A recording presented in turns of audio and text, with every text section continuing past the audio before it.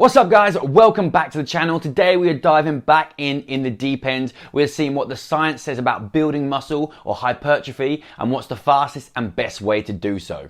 Okay, so for all the things we think we know about building muscle, hypertrophy or hypertrophy, whatever you want to call it, we actually don't know that much. So today we are using a research paper done by Brad Schoenfeld, one of the most respected people in this field, and the name of this paper is The Mechanisms of Muscle Hypertrophy and Their Applications to Resistance Training. Now what's really cool about this paper is he does all the hard work with his intelligence so we don't have to. He looks over all the research that's been done and makes like a big meta-analysis, kind of puts everything together and comes out with a conclusion from the research that we have available to tell us what he thinks is the best ways to build muscle and what are the things that we need to focus on.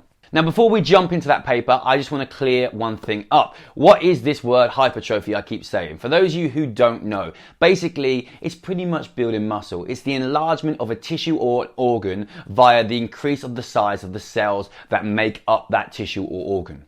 There's two types of hypertrophy, and some of the conclusions from this paper you might feel like you already know, some you won't. But what's really important is, it's important from my point of view to understand the mechanisms of how things happen and why they work, because then we get a better grasp of understanding. We can use that info and apply it to other parts of our life, and that's how we effectively become more educated or better coaches. So jumping into this paper, I just want to read you the abstract real quickly. The quest to increase lean body mass is widely pursued by those who lift weights. Research is lacking, however, as to the best approach for maximizing exercise-induced muscle growth. Bodybuilders generally train with moderate loads and fairly short rest intervals that induce high amounts of metabolic stress. Powerlifters, on the other hand, routinely train with high-intensity loads and lengthy rest periods between sets. Although both groups are known to display impressive muscularity, it's not clear which method is superior for hypertrophic gains. It has been shown that many factors mediate the hypertrophic process and that mechanical tension, muscle damage, and metabolic stress all play a role in exercise-induced muscle growth. Therefore, the purpose of this paper is twofold. A. To extensively review the literature as to the mechanisms of muscle hypertrophy and their applications to exercise and training. B. To draw the conclusion from the research as to the optimal protocol for maximizing muscle growth. Typically, Bugger. So that abstract alone brought up some interesting points for me. We have two camps. We have, let's say, bodybuilders and we have powerlifters and Olympic weightlifters over here. They are both very muscular. They train very differently, but they both build a decent amount of muscle. We can look at powerlifters on one side. They lift with a lot of intensity. So they have very heavy weights and they have very long rest periods. On the other side, you have bodybuilders that tend to lift less weight for more repetitions with shorter rest period. This side might be putting more mechanical stress on the body. This side is probably doing more metabolic stress, and that's something that we will get into shortly. So from these two camps, we get two different versions or ways of hypertrophy. On the bodybuilding side, we have sarcoplasmic. On the heavier weightlifting side, we have myofibril. So let's start with myofibril. So basically, in our muscle fibers, if you think of them like bands of cable, like steel cable, and as you get smaller and smaller and smaller, you get down to myofibrils. And these are like thread-like structures of cells. And basically, what myofibril hypertrophy is an increase in the size or the number of these myofibrils in a muscle, making the cross section of the muscle fiber and thus the muscle bigger. Because you are doing mechanical tension or progressive tension overload with this type of training, by increasing those structures, those myofibrils, you are actually increasing the strength of that muscle and the amount of force that that muscle can produce. Bodybuilders tend to display a greater proliferation of fibrous endomysial connective tissue and greater glycogen content compared to powerlifters, presumably because of the differences in training methodology. Although sarcoplasmic hypertrophy is often described as non-functional, it is plausible that chronic adaptations associated with its effects on cell swelling may mediate subsequent increases in protein synthesis that lead to greater contractile growth. So simply what that is saying there is, although bodybuilders may do more sarcoplasmic hypertrophy, which is more about the swelling of the area, the glycogen and the constituents, opposed to maybe more strength training, which is more about those myofibrils, that kind of mechanical part of a muscle, because of the whole situation that muscle protein synthesis may be upregulated, and because of that, you get contractile growth anyway. I will put the link down to this study below so you guys can check it out, because it's far more in depth than what we're going into today. I am just cherry picking points from this that I think are going to be most beneficial to you guys, and because I'm not doing a for or against argument, it doesn't really matter that I'm cherry picking, because I'm not cherry picking to prove a point and disprove another point. I'm just cherry picking from all the positive research that is here. There's a good part in this about the pathways for building muscle, specifically mTOR. Something I talked about quite a lot in the whey protein does it work video, which you guys enjoyed. I suggest you go back and watch that, because that's more, let's say, gifted to the nutrition side of things, and I think you guys will learn a lot from that, and it will explain that without me having to go into it again. Some other points of note are hypoxia and cell swelling. I'm not going to go into them because it's not conclusive, and you guys can read into that if you want to. But the thing that I really want to get into is muscular tension, is muscle damage, and metabolic stress. Because for most people, the belief is causing microfiber tears in your muscles is the main protagonist or antagonist for muscle building. And that doesn't seem to be the case. In fact, it seems to be progressive tension overload. Mechanically induced tension produced by force generation and stretch is considered essential to muscle growth, and the combination of these stimuli appear to have produced an additive effect.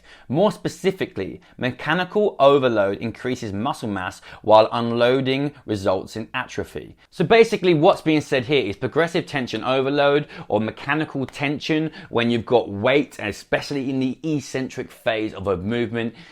Maybe the biggest driving force for increasing muscle mass or hypertrophy isn't actually caused by microfiber tears. It's caused by this tension through the muscles. And it has a cascade of effects from hormonal to cell signaling, all around getting stronger. The most important thing here that maybe isn't in this paper, I'm sure it is somewhere, is progressive overload. The body adapts to what it hasn't done before. Do you know the whole story about Milo, old Greek wrestler? I don't know even if it's a myth. And basically the story of Milo is when he was a young boy, he had a calf. He would pick his calf up and he would walk a length of the field every day, or walk it to the field. As the calf got older and heavier, so did Milo, and that is progressive overload. Every day he's lifting a little bit more, he's doing a little bit more, and that's what the body adapts to. Then we have muscle damage. I'm not sure I need to go into this one. I think everyone knows the kind of idea behind this, that when you start lifting, you create microfiber tears in your muscles, and as a result, the muscles come back bigger and stronger. But this is potentially not the main driving force for muscle growth. And then we have metabolic stress. Now, metabolic stress is when you get to that position where you've done a lot of reps. Maybe you've had a little break and you've got that kind of probably a pump in the muscles, you've got that lactate, and you have all these metabolites that have an effect on that local area. And let me read you a little bit about it. Numerous studies support an anabolic role of exercise-induced metabolic stress, and some have speculated that metabolite accumulation may be more important than high force development in optimizing the hypertrophic response to training. Although metabolic stress does not seem to be an essential component of muscle growth, a large body of evidence shows that it can have a significant hypertrophic effect, either in a primary or secondary manner. This can be noted empirically by examining the moderate intensity training regimes adopted by many bodybuilders, which are intended to heighten metabolic stress while maintaining significant muscular tension. So that really does refer to what bodybuilders do. They've got a decent amount of weight on the bar. It's maybe not as heavy as a powerlifter per se, but they are able to keep good technique and perform that exercise for multiple reps, enough to create metabolic stress. They can also control the eccentric phase, the lowering phase of that movement, and we know that the muscles are under considerable amount of mechanical stress at that point as well. In a bid to stop this video going on for ages, I'm going to read you the conclusions, and some of this will feel like you already know it, but if that's the case, this is me confirming it for you from the science background. Current research suggests that maximum gains in muscle hypertrophy are achieved by training regimes that produce significant metabolic stress while maintaining a moderate degree of muscle tension. A hypertrophy-oriented program should employ a repetition range of 6 to 12 reps per set, with rest intervals of 60 to 90 seconds between set. Exercises should be varied in a multi-planar, multi-angled fashion to ensure maximal stimulation of all muscle fibers. Multiple sets should be employed in the context of a split training routine to heighten the anabolic milieu. At least some of the sets should be carried out to the point of concentric muscular failure, perhaps alternating microcycles of sets to failure with those not performed to failure to minimize the potential of overtraining. Concentric repetitions should be performed as fast to moderate speeds of 1 to 3 seconds, while eccentric repetitions should be performed at a slightly slower speed of 2 to 4 seconds. Training should be periodized so that the hypertrophy phase culminates in a brief period of higher volume overreaching, followed by a taper to allow for optimal supercompensation of muscle tissue.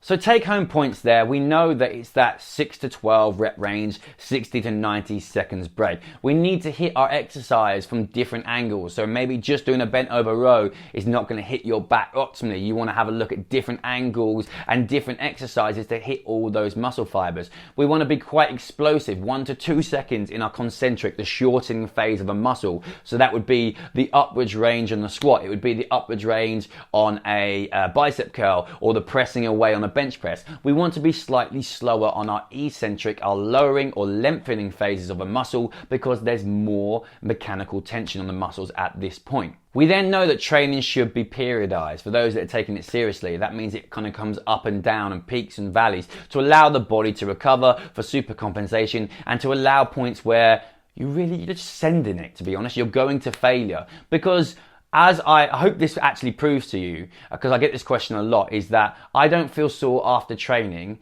Does that mean my session was pointless? Being sore after a session is not the definition of a good session for building muscle. We know that mechanical tension and metabolic stress are extremely important, and let's say maybe microfiber tears are the main cause of pain. But we know they're not necessarily one of the main drivers for building muscle. So what we need to concentrate on is the above of what I've just said, and also, really important, tracking your weight so you're progressively overloading. Obviously, all this is a caveat to making sure your nutrition is on point. We need to have enough calories, we know that. I hope this video helps. I hope it clears up a few things for you guys. The link to the research is below so you can have a deeper look at it, because I didn't want to make this video too long. If you enjoyed this video, please give it a thumbs up, subscribe if you haven't, hit the notification bell wherever the hell it is. I'll see you in the next one. Bye guys.